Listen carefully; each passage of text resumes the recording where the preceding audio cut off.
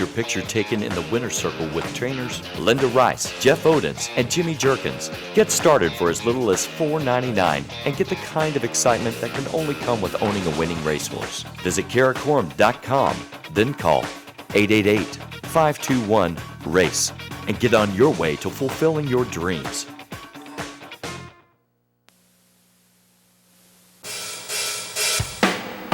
You are watching Capital Off Track Betting Television Network.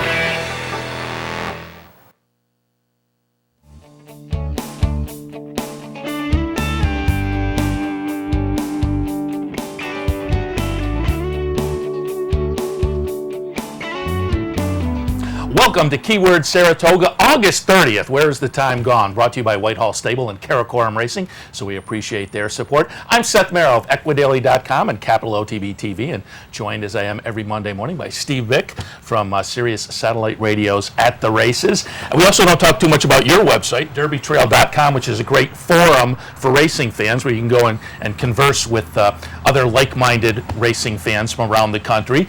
And I bring that up also because Derby Trail, the initials DeeTee, and essentially you become the first guest on the show this morning, because how often is it that we get to talk to somebody and get a first-hand experience on what it's like to get your first winner at Saratoga, because the Derby Trail website and forum has provided a blast-off point for DeeTee Stables, and you guys have put together a nice little group of horses over the past couple of years. And yesterday's second race, Ausable Chasm wins for DeeTee Stable, your first winner in New York, wasn't it? It is our first winner in New York, and now we're going to see the race too.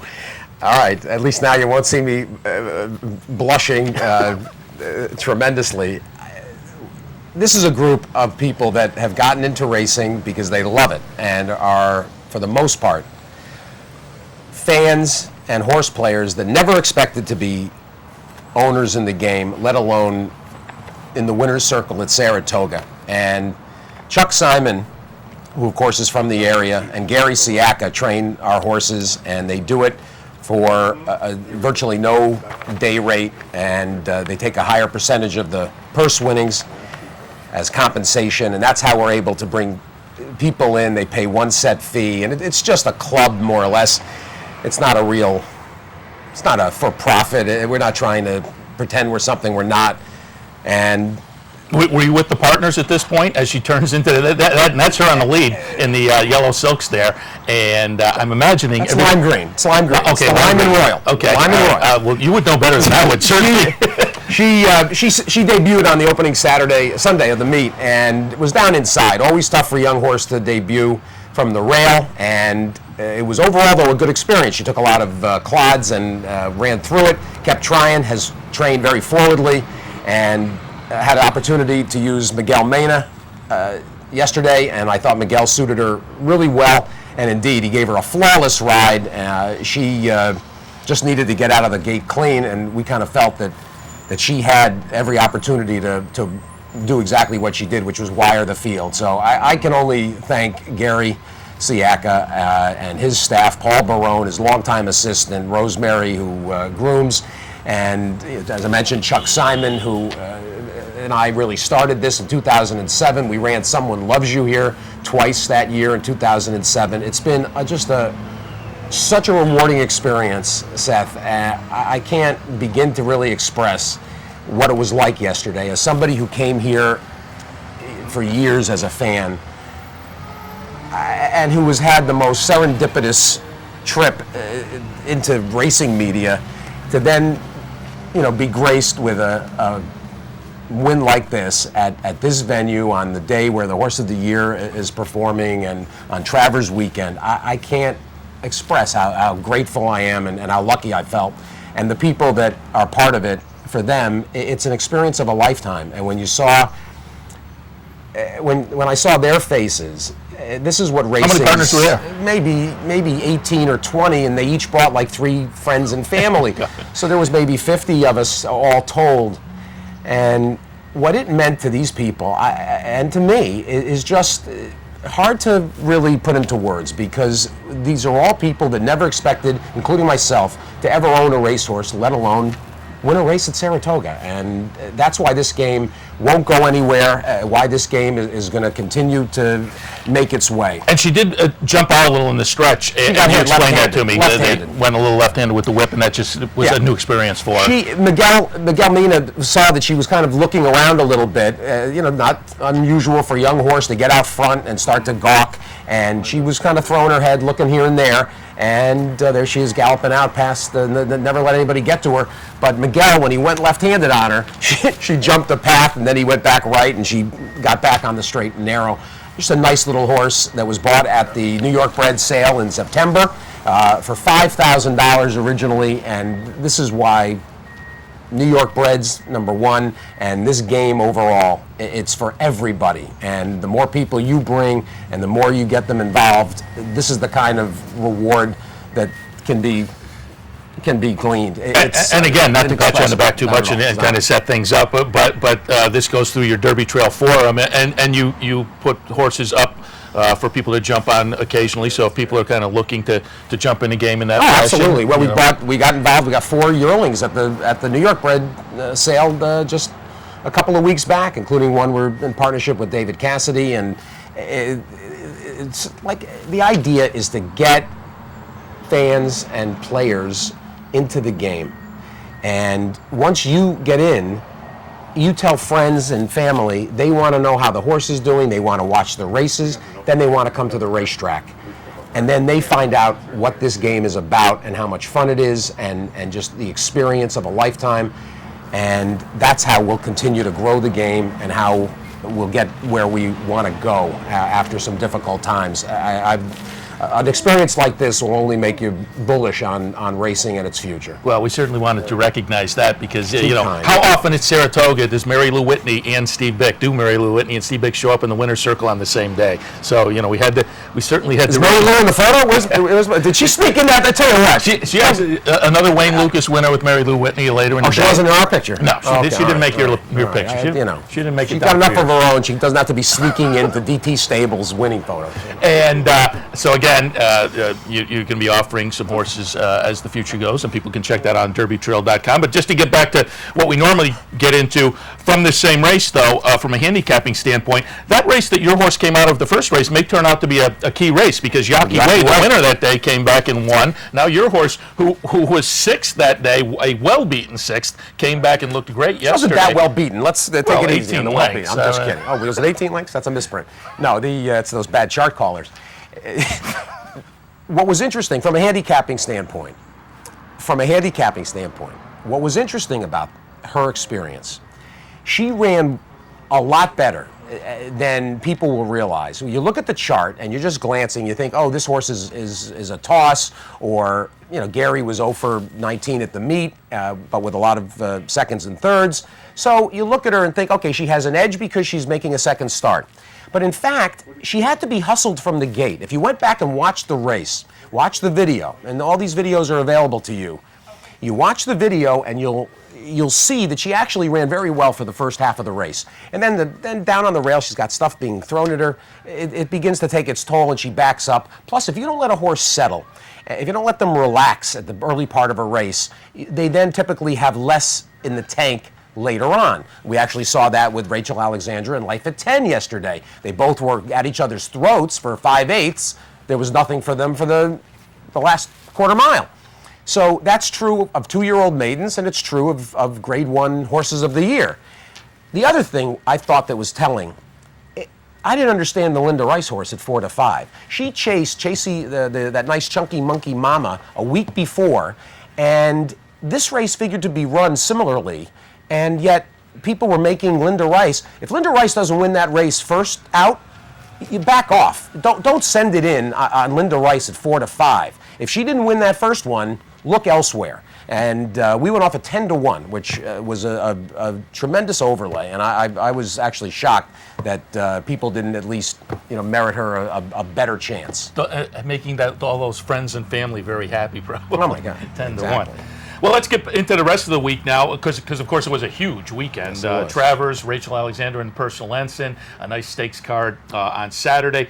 45,000 on Saturday. It was more than that. 43,000 and change. 45. 23 yesterday. That's a total of about 70,000 over the weekend. Yep, that was you the target. include Friday, they're up to 90,000 because Friday was a little over 21,000. So pretty solid weekend attendance-wise. Certainly the weather held out very well. Oh, it was exquisite. And as I say, you had a great card capped by an absolutely scintillating Travers, whether you had the winner or not. If you can't get into a race that comes down to the wire in a photo finish like that, I don't know what it's all about. Third time in 4 years that we end up with a Travers finish that is for the photographer to separate. Personally, I thought I called the Fleet Express a winner at the wire.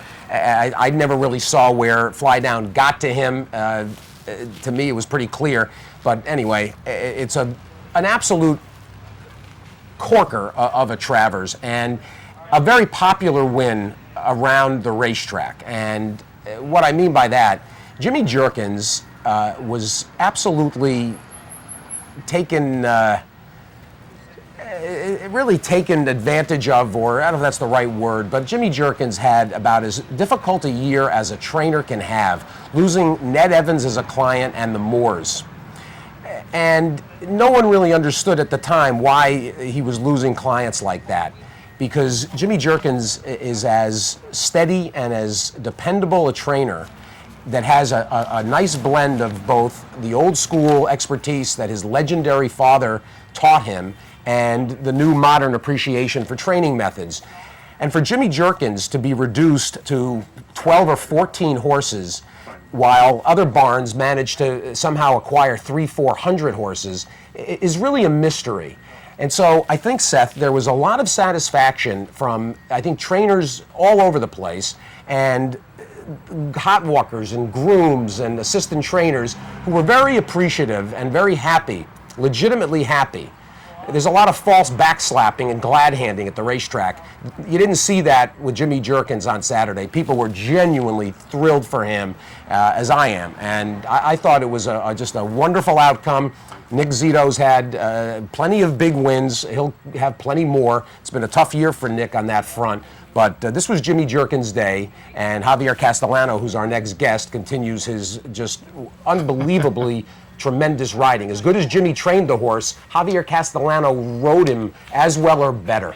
The difference maker wasn't the horse, it was Javier. We'll tell him that and build him up when we see him shortly. But that was a race. We think of, Seth, we think of races that are run on the grass as being where a rider makes a difference. The difference in this race was Javier Castellano. And you made a great point when we were on the radio yesterday on your show, that there have been these close finishes in the Travers over the last few years, and they've all seemed to be a combination of the up-and-comers who are appearing late spring, early summer, as opposed to some horses coming off the Triple Crown Trail, and that was certainly the case this weekend. A Fleet Express is one of those up-and-comers who kind of came on the scene late and really made his name middle of June down the Pegasus at that Monmouth meet, and then came out of the Jim Dandy. The Jim Dandy seeming to prove this year fruitful for horses getting a race over the track, as both a Fleet Express and Fly Down came out of the Jim Dandy. Absolutely, and of course the day in no small measure belonged to a Fleet Alex as a young sire. What a day for him. Not just finishing first and fourth as the sire in the race, but also earlier in the card, Seth, we got to acknowledge Cash is King, who of course campaigned to Fleet Alex with Tim Ritchie. Now they're using Butchie Reed, another guy deserving of good horses and who's making the most of the opportunities. Give me the horse's name again. This Alexandra Riley, whatever it was. Universal Good Thing opens up at a crazy price on the board, 15-1 morning line, opens up at 5-2, and then runs like 2-5. I mean, unbelievable. Yeah, and I wanted to talk about that one a little bit, just again from a handicapping aspect for folks who don't follow the game regularly, but kind of jump in and become more interested during the Saratoga meet. You hear a lot, and I don't know how you feel about this, but 2-year-old races, you hear a lot, this horse is dead on the board, that horse is dead on the board. Personally, first-time starters, I don't mind getting some odds on my horse, and I think it's not misnomer isn't the right word, but it's a mistake to think that every outfit out there sends it in on their horse, because even if you think you have a live first-time starter, you look at the fields they get up here at Saratoga, there could be 6 other live first-time starters, so you're not going to go crazy. The barn isn't necessarily going to go crazy. The owners won't go crazy.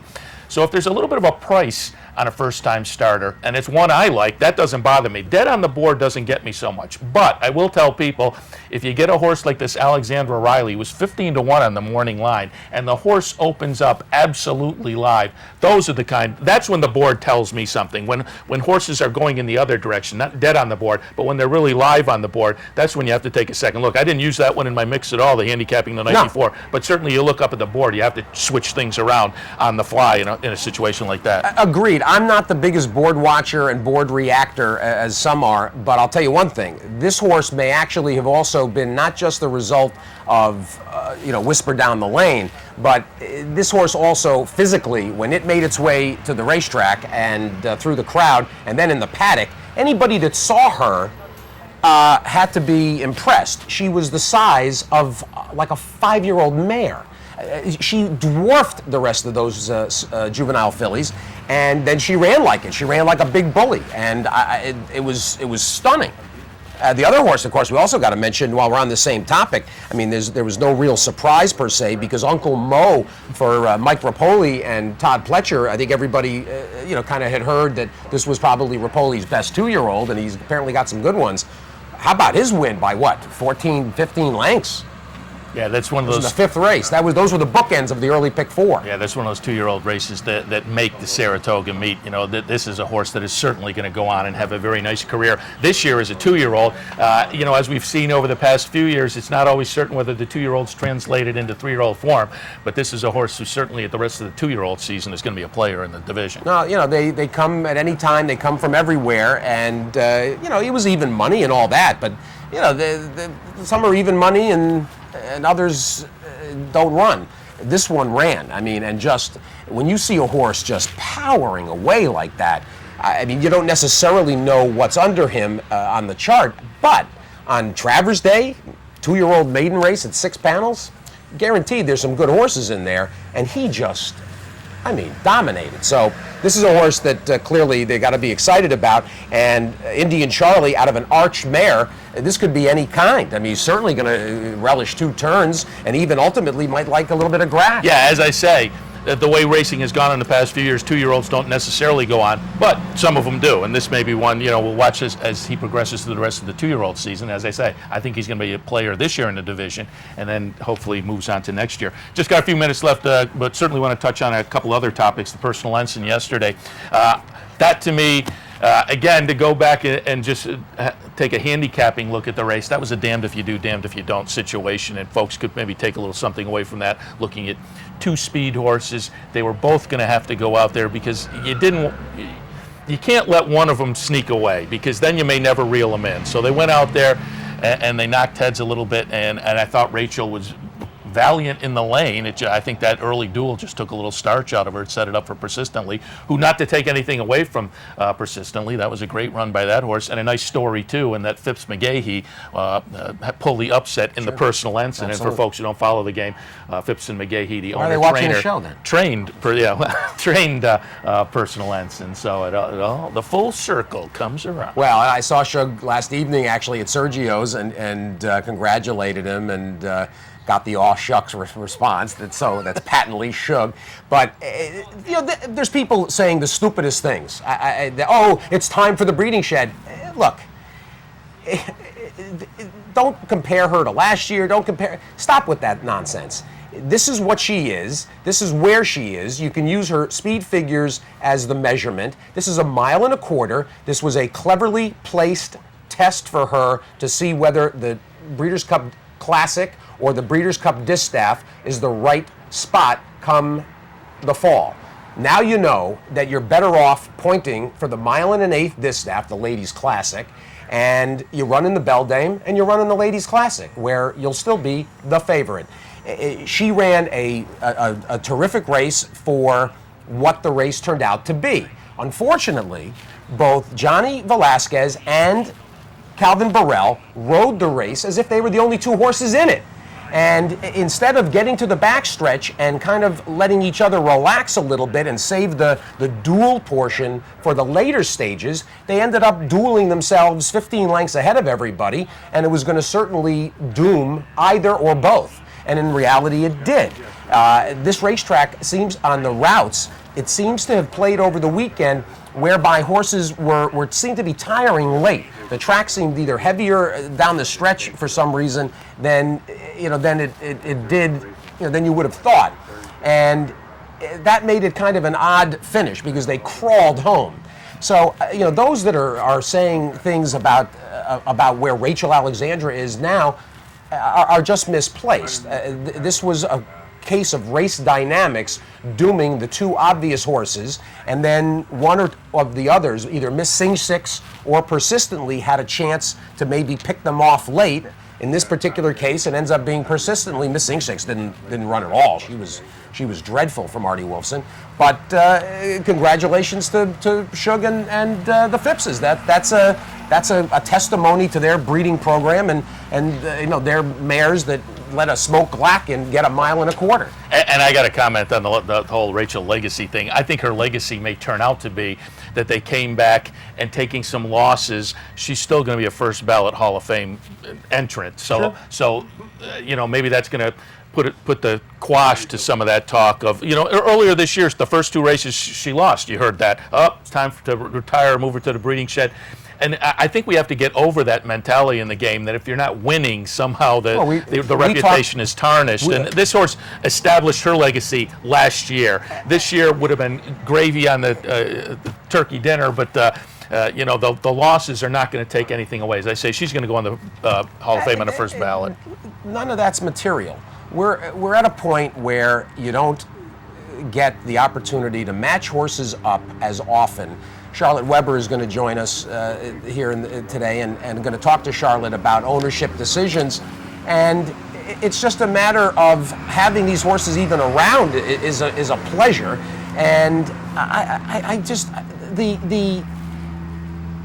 would guess there's a bit of chutzpah involved in a bunch of pundits who have no clue what it's like to train a horse. They have no idea.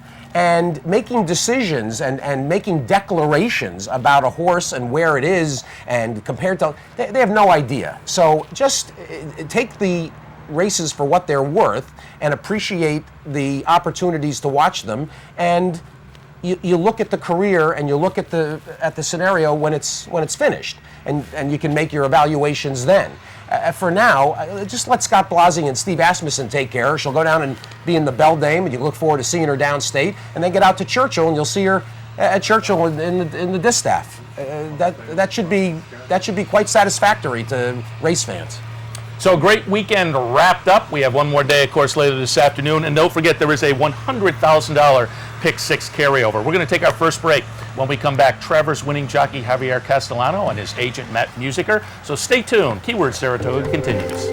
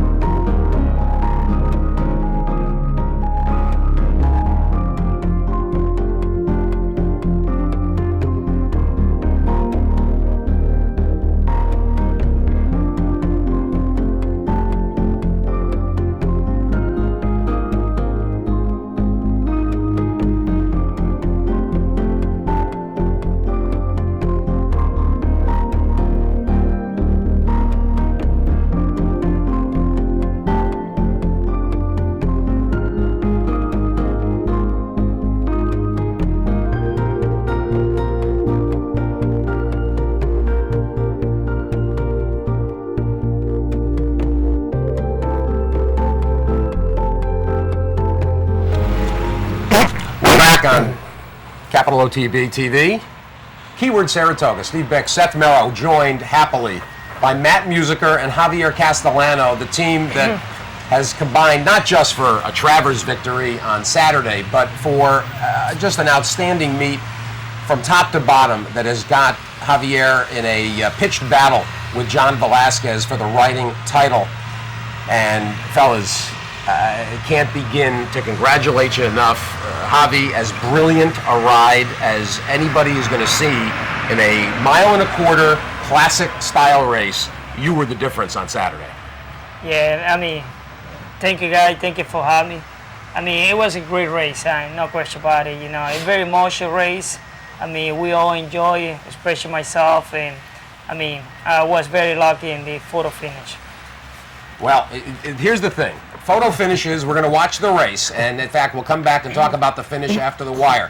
But Javi, give us a little bit of a trip here as... Well, you know, in the meantime, I want to have a good position in my race, you know, right there. And I see the come out really tight, right there, 3-4 horses. But in the meantime, I don't want to take it back. I don't want to lose my position. I keep flowing that spot and keep track of all the rest of the horse and cut to the corner right there and try to save the ground all the best they can in the race. And right there, I have a beautiful spot right behind the speed, you know. I handicapped the race before. I see a lot of speed in the race. And I just want to keep following the speed horses in the race. You're sitting at this point about 5th, give or take.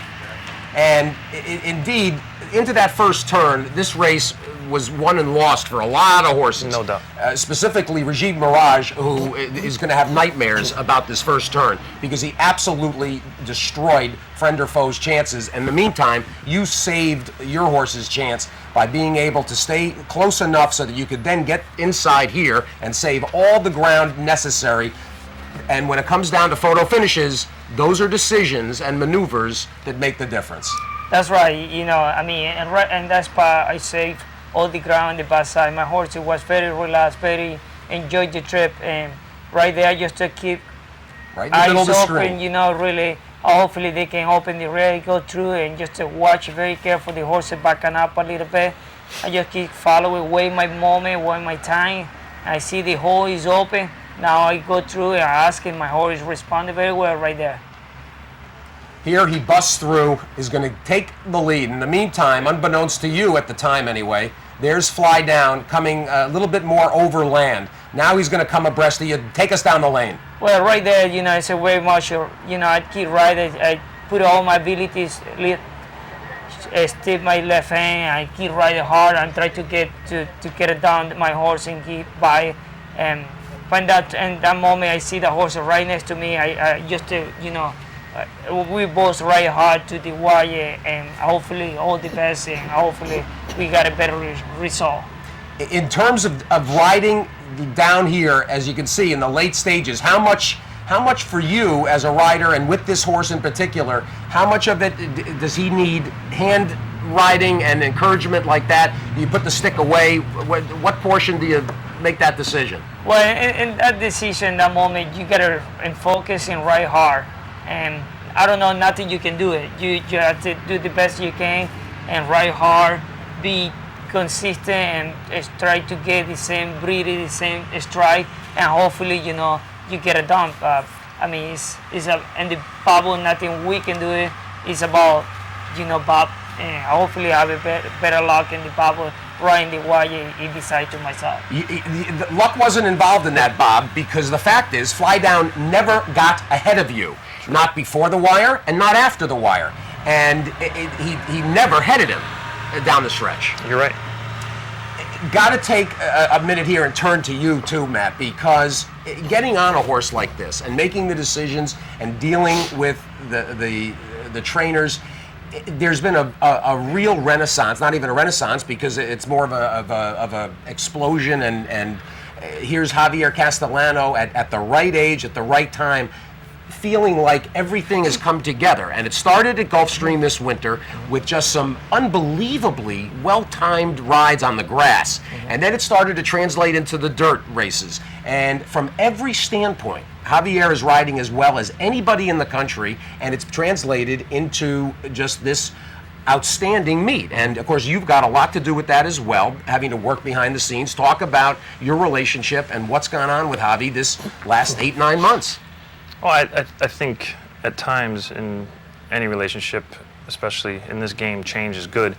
Obviously, Javier felt that it was the appropriate time and the best thing for him and his business to make a change. And obviously, felt the same for mine when I was with Abar. But Javier, the difference in Javier, all it is a confidence level. His confidence level has completely changed. He's always had the ability. It's not like he's just started to do good. He's had many good years. He's ridden Go Zepper, he's ridden Bernardini, he's ridden a lot of top horses. He's won the Travers before, he won the Preakness, won the Breeders' Cup Classic. But with him, I guess, it's kind of like a basketball player. He's shooting, he's having an off night. The way to get out of it is you keep shooting, and that's what Javier is doing. The ability's there, the confidence level now is just, he's in his zone. And he's been in that zone for quite some time. Exactly, and I think it started to get noticed this winter, particularly in Florida. We had an excellent Gulfstream. Yeah. And Javi, for you, how do you feel it? I mean, you're going out there and making a difference. I mean, there's a lot of times where jocks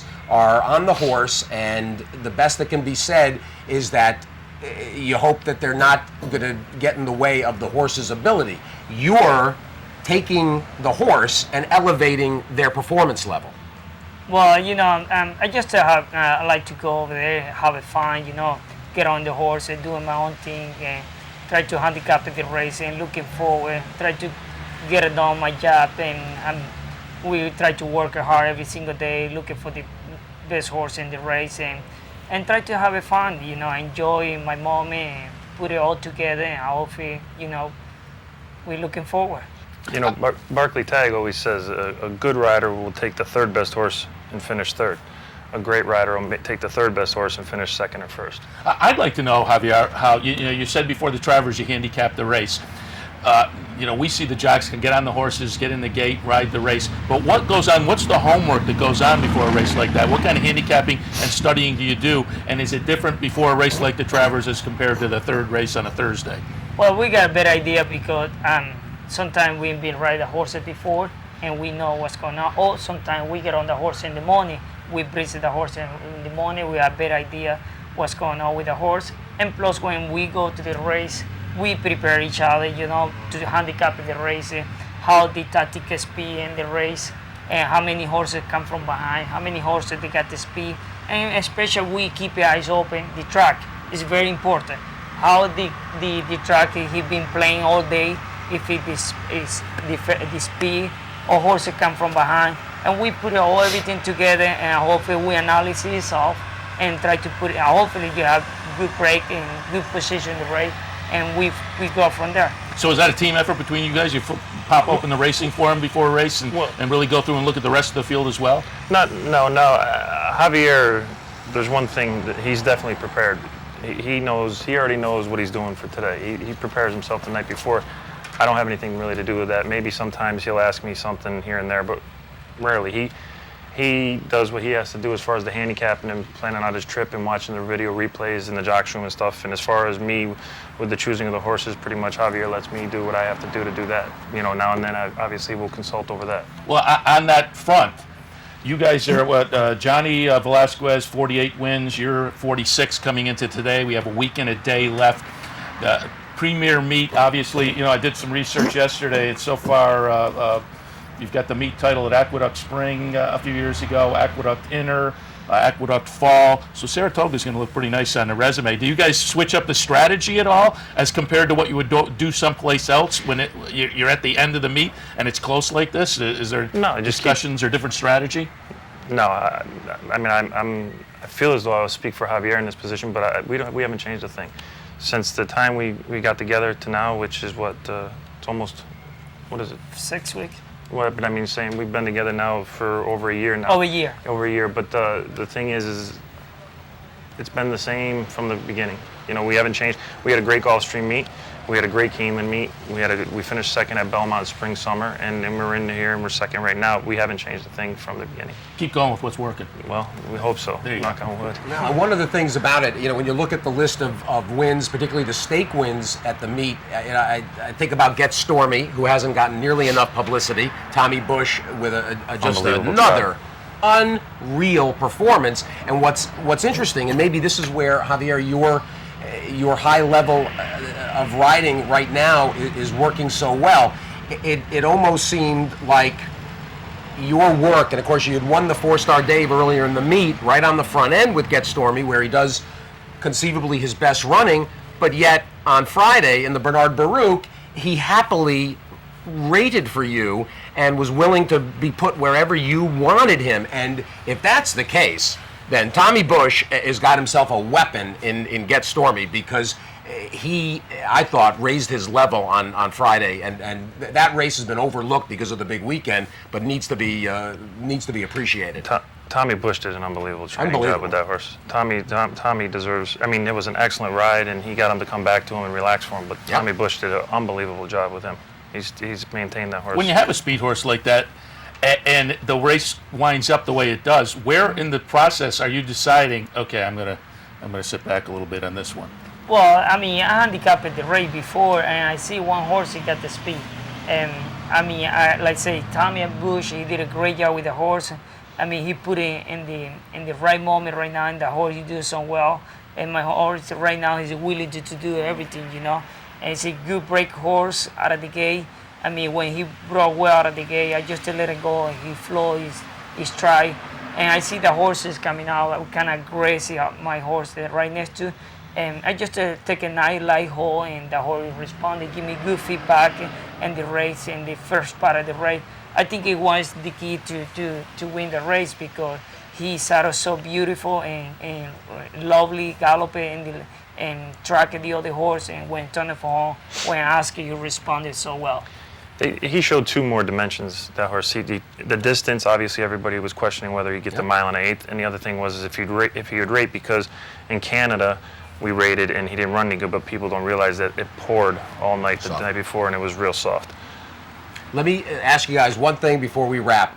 There's the training title on the line. Seth was referencing the fact that it could very well come down to mounts on Labor Day. I take it that Chad Brown needs somebody else for the Lady Fingers for Yawkey Way at Finger Lakes on Monday? Yes, he does. He should be shopping. Yes, Maybe give Grabowski a call. You're gonna stay. You're not gonna go to. We're not going. We're here throughout September. I just wanted to check. I hear they got a great buffet out at the casino out there. Well, also we have Bug Juice is going to run in the Aspirant, the Colts race with Bruce Levine. So there you go. And I'm not sure who Bruce contacted, but they're both shopping. Bruce never even asked me. Well, Javi, can't thank you enough. Can't congratulate you enough on just a tremendous Travers victory, the difference maker, and continued success. Stay safe, and best of luck between now and Monday and moving forward. Thank you, guys. Thank you for having me. And I just want to say one thing. A friend of mine is really a fan to the show. He always watch it every single day. And I just want to say thank you very much and say hello to him, George Grimarco. He listens right now and he watches very, very careful every single day. He called me this morning and very excited, and participate in the show, and he looking forward. That's great. We're excited he's watching. We're all the more the merrier. Well, we wouldn't be here if it weren't for the owners and trainers that support us. So we appreciate that, and we appreciate you guys having us on. Absolutely, it's our pleasure. And we're going to take our next break. When we come back, we'll have Charlotte Weber and Seth Benzo a little later on. So stay tuned, because Keyword Saratoga continues.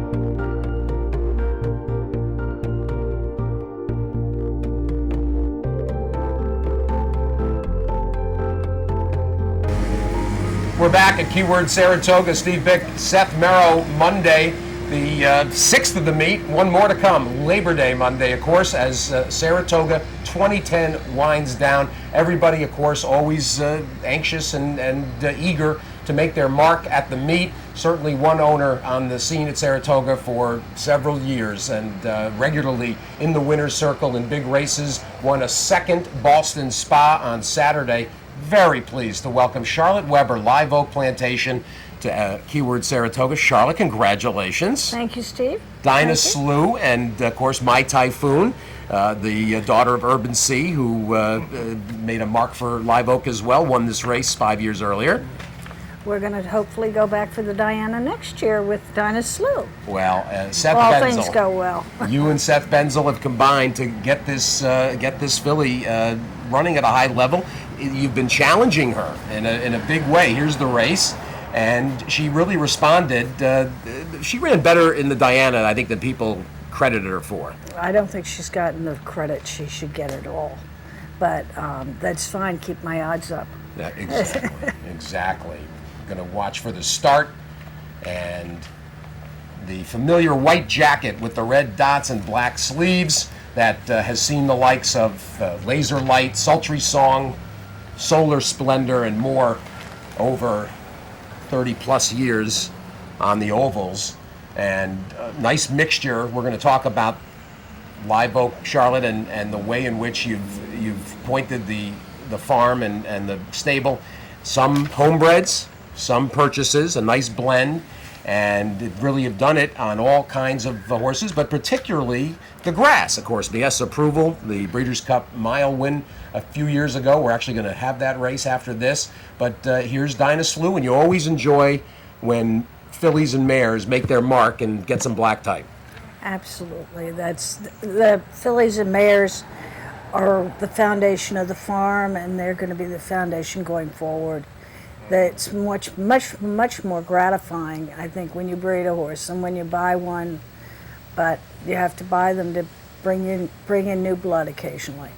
Well, and it's been a nice blend. Here we get to the turn and starting to make a move on Silver Reunion and kind of reel her in. And they went. I mean, they went at a pretty sharp clip in here. And Ibarcoa, with a very good ride. He did not go to engage Silver Reunion too early. We frequently criticize riders when they move too early. And here for a minute, it's uncertain whether Silver Reunion's going to relent. But now, in the late stages, Dinah Slew starts to exert herself and is going to keep a measured length, half length, 3/4 at the wire.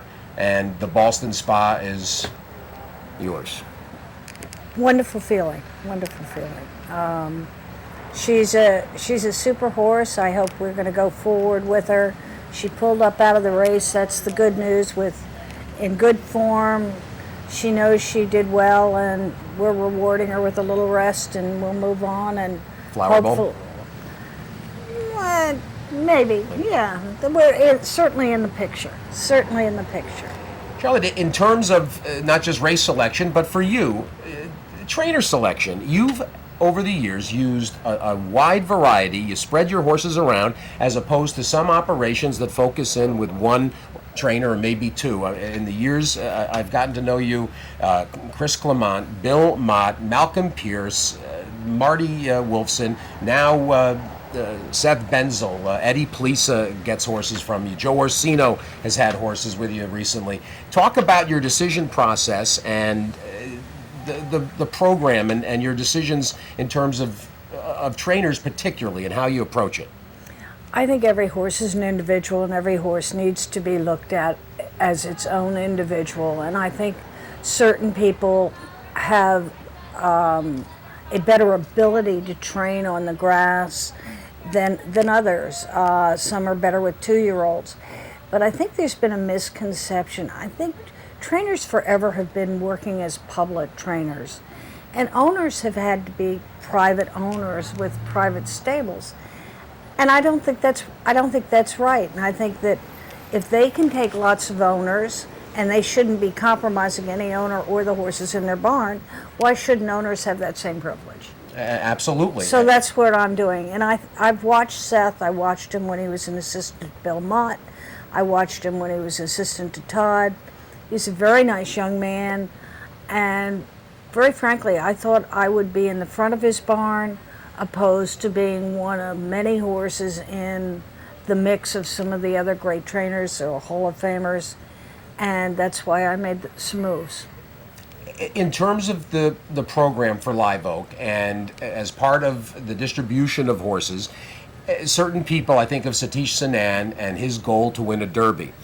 You've had a much more eclectic stable, and it seems that your successes have come in with a variety of horses and variety of surfaces. Think about High Fly, who made plenty of noise on the way to the Kentucky Derby, along the South Florida route, originally with Bill White and then with Nick Zito.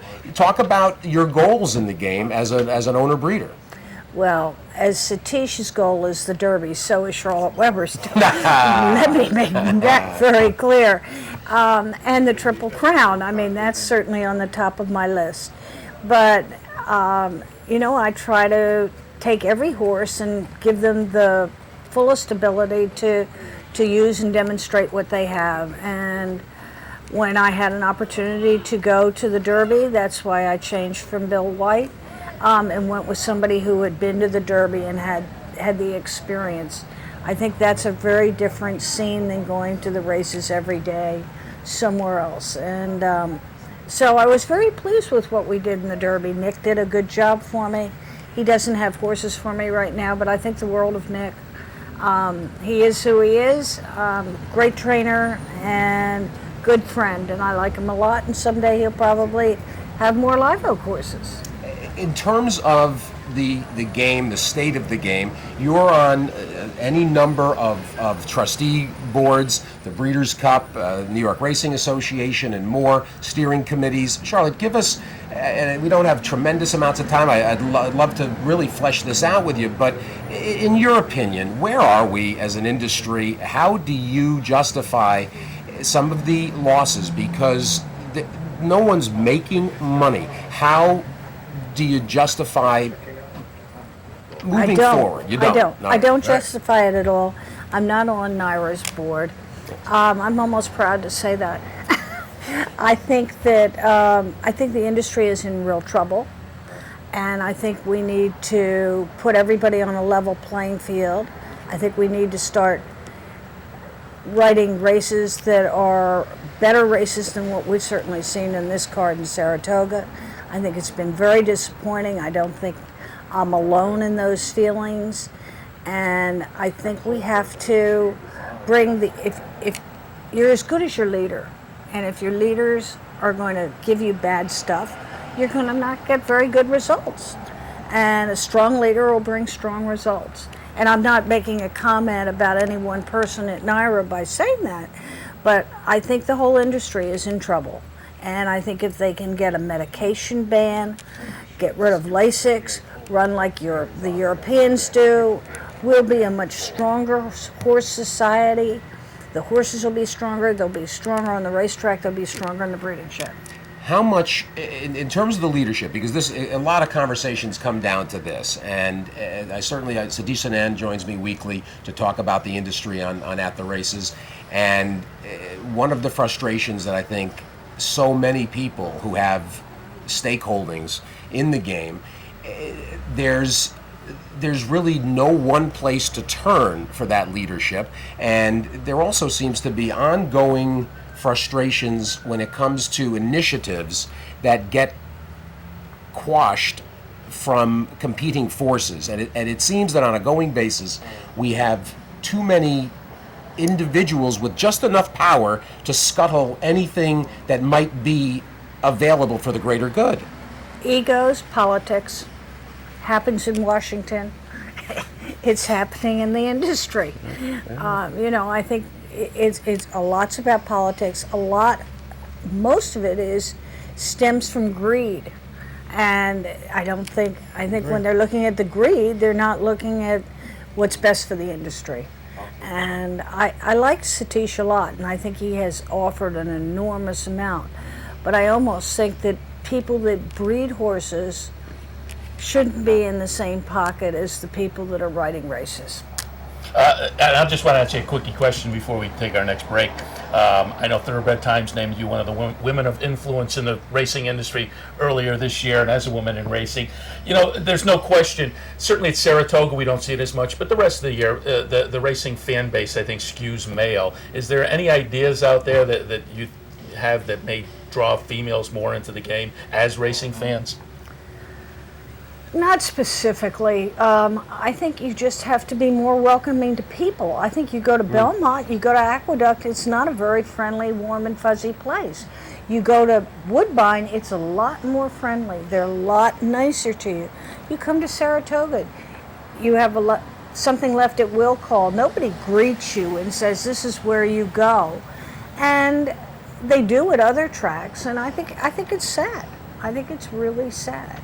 But there's no charm. I mean, women in racing, look at Mrs. Graham, who was Main Chance Farm years back.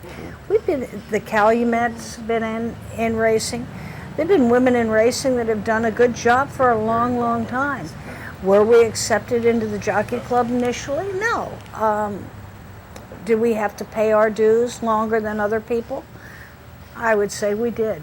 Is that fair? No, but who said life is fair? There you go. And the Thoroughbred Times list is available on their website, and that's a great list of women in the industry, absolutely. As we go out, as we talk to wrap things, I want to show Mies's approval winning the Breeders' Cup Mile, Charlotte, and this was, I was up on the 6th floor and watched as Mies's approval, who in the late stages of his career with Marty Wolfson gave you a lot of thrills, and the look down to look at you down in that winner's circle and leading going him wide there, right? He's on the outside under Eddie Castro, and he just mows them down at Churchill Downs. Charlotte, talk about this moment. It was very, very, very exciting, and he was prepared beautifully, and he went into the race. I couldn't have asked for more. I just want to get back into that Breeders' Cup winner's circle many more times. So that's the best it's been so far for me.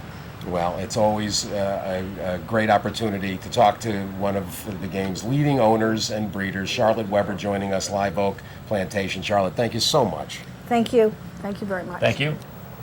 We'll be back with more Keyword Saratoga and a talk with Seth Benzel when we return.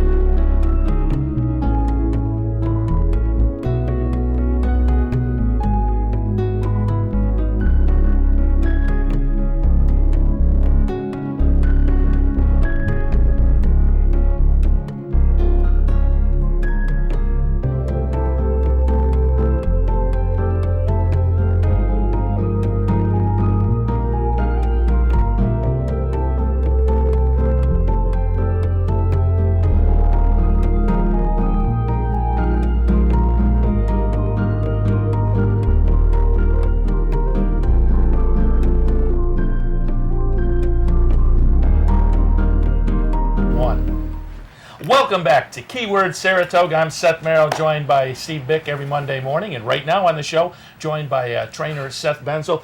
And Seth, I just have I'm going to start you with just a little bit of an off-the-wall question, just because I do some research before we come in here. Okay. So I pulled up the Seth Benzel Facebook page last night, and under things you like was Mike the Situation. So Seth Benzel, Jersey Shore fan? Oh, boy. Yeah, I mean, we have watched it, and it grabs you a little bit. I can't say that's one of the high points of my day, but yeah, after we get done at the barn, I guess you sit back and you try to be entertained, and if there's one thing you could say, they are entertaining. I don't know if it's in a good sense, but yeah, I'm going to take that off of there, though. Exactly. You know, you should change it from Mike the Situation to Stan the Man, which was the first winner, was it not? Yeah, well, no, that wasn't my first winner. You think was my first winner as a trainer. Which is, you know what? That's funny because Tina, that's one of her favorite expressions, you think. And whenever you think runs, I always say, Tina, you think is running today. Yep. And I forgot about you think. You've had some real success. It continues to build, Seth. We just, of course, had Charlotte Weber, and on Saturday you enjoyed the Boston Spa, a terrific victory for Dinah Slew, who has been operating at a high level, but somewhat under the radar. Right. You got a great ride by our Barcoa. Talk about Saturday and winning the Boston. Yeah, I mean, it was a special win for not only me, but my whole team. You know, I have a bunch of people that have come together with me since the start of it, and they've worked very hard. And, you know, as much of a thrill it is for me, it's just as much of a thrill to see them come with us. You know, Dave Biggs, my assistant here in Saratoga, Carlos David, my assistant down at Belmont. Those guys are a key part of what we do, and then obviously the crew behind them. So not only for us was it was special for the whole team, and I'm glad we could get there in our own backyard. Saratoga is a special place for us all, and it was a dream type day.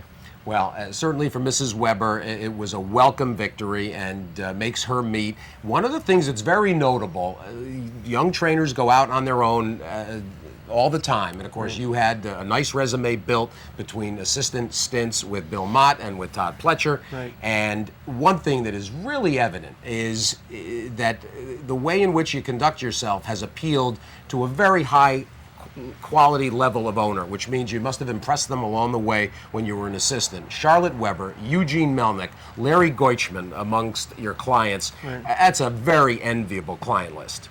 Well, I appreciate it. Yeah, it's obviously a big part. Whenever you're a young trainer and you're stepping out on your own, you know, so much of it is who comes along with you.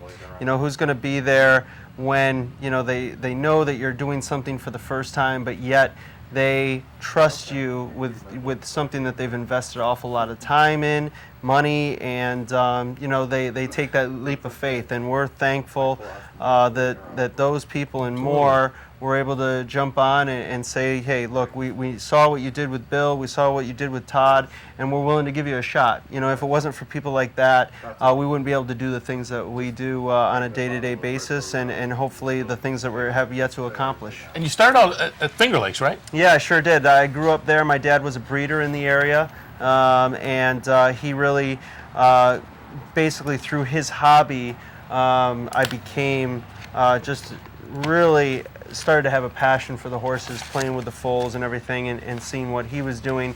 And as soon as I could get to Finger Lakes, I was there. I worked my way up. I worked for Dave Margraf, Louis Garcia. You know, these guys, they were a special part of my life because they taught me the basics. And from there, I was fortunate enough to be able to go on and work for Bill and Todd, and they really introduced me to, you know, the things where, the way things are done on the higher circuits. But Finger Lakes will always be a special place in my heart. It's home for me, and it taught me a lot, and it was a great place, and it always will be. How do you move from there to Bill Mott? Because obviously the WANADs, there is no racetrack subheading. Yeah. So when you decide I'm going to move up and you know, further my education, so to speak, do you do some research and say, you know, this is the guy I think can do the best, or is it just the first door you knock on, or how's that work? Well, I mean, at the time, you know, there was some young trainers going on their own. Mark Hennig, you know, the Todd Pletcher, Kieran McLaughlin, all those guys you could see. George Weaver, sure, all of those guys you could see that what they were doing, that there was that model. If you wanted to become a successful trainer on this circuit, you had to have that experience with those top guys. So between, just looking at that pattern and then also asking some people around Finger Lakes that I respected their opinion, what do you think I should look for? A lot of them immediately said Bill Mott. He's just, he's a class guy. He runs an incredible operation, and he's a great teacher. And he turned out to be all of those things. He gave me such tremendous opportunity to learn every day and to be challenged. And then obviously I was able to take what he taught me and go and work for Todd. So, it was a tremendous experience to be around horses like that. And I can't thank either Backstretch University. Enough. Yeah, exactly. Yeah, it worked out that way. Seth, you got 6 wins at the meet. You're looking for a 7th later this afternoon, and of course we've got a $101,000 carryover. Some people looking for help in the nightcap today. It ends up with a turf sprint. You've got both Boppity Boo and April, May, June. Let's go back first of all to July 11th. We'll watch Boppity Boo break her maiden here, and in an absolute thriller, actually. This has got Ramon aboard. She's at the back of the pack right now, and she's going to come in here. This is a Larry Goichman homebred by Pico Central. What do we know about Boppity Boo going into this race? Well, she's been very consistent in her last 2 starts. The time before this, she ran a really game second, almost a mirror picture of this race, only she didn't get the nose. At the wire. That her sweeping on the outside? Yeah, this is her sweeping on the outside. She's making her big move. She runs the turns very well. Ramon got her to relax very well in the first part of the race, and then once she got going, he was able to keep her going. Here, he's doing a great job of kind of keeping her straight and using the left hand, and she eventually wears the front runner down in good fashion. I think both mares coming in have questions to answer. This filly, I think the biggest question for her is the 5.5 furlong distance. I think 7/8 is really the ideal distance for her. That being said, the way this track's been playing and the way she's doing up here in Saratoga right now, I think she's going to be just fine. There's a lot of speed in the race. I think she'll be coming hard at the end, and I look for her to run a big race. You've also got the Awfully Wild filling in here, April, May, June for Cross Sabres Farm. Let's go to the beginning of the meet, August 1st, the 5th race. She's going to lay a little closer. She likes to be maybe sitting behind the leaders. She has a little bit more tactical speed, I would say, than Boppity Boo has. Right here you can see Johnny's got her in a great spot. He's just kind of sitting behind.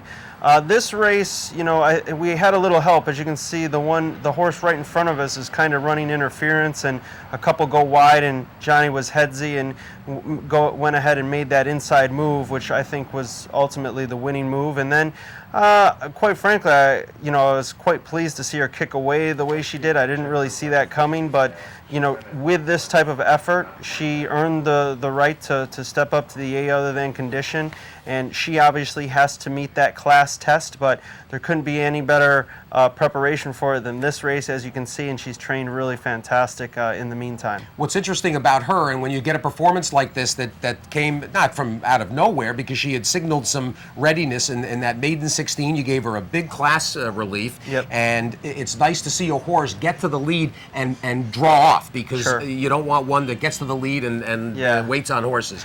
And she looks like she could actually be an any kind type. Yeah, look at the light bulb maybe turned on a little bit. Yeah, well, that's the thing. You could definitely make a strong argument for that, and I think today will be really the litmus test for that. Whether if she's able to go from where she broke her maiden and then step up in the other than and run like she did in her last race, then the light bulb will have gone off, and we'll have a nice little filly on our hands. Well, Seth Benzel, winning trainer of the Boston Spa this weekend, with a couple in tonight's nightcap, the last race in that $100,000 pick 6 carryover. We congratulate you on this weekend. Wish you a lot of luck this afternoon. Appreciate it. And right now we're going to wrap things up for this week on Keyword Saratoga. I'm Seth Merrow, joined every week by Steve Bick. We'll be back for our last show of the meet next Monday morning. Don't forget to join us. We also want to thank our sponsors, Whitehall Stable and Karakoram Racing. And again, $100,000 pick 6 carryover this afternoon. Beautiful day at Saratoga. Come on up or head down to the Teletheater or just sit in front of the TV and fire up your phone and bet account. We'll see you next week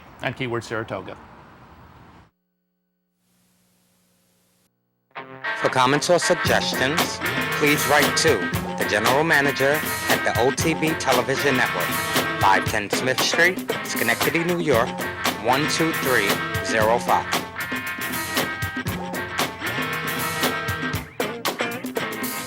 Karakoram Racing Team, As a partner with Karakoram, you will see your New York bred run at Aqueduct, Belmont, and Saratoga. You will get your picture taken in the winner's circle with trainers Linda Rice, Jeff Odens, and Jimmy Jerkins. Get started for as little as $4.99 and get the kind of excitement that can only come with owning a winning racehorse. Visit Karakoram.com, then call 888-521-RACE and get on your way to fulfill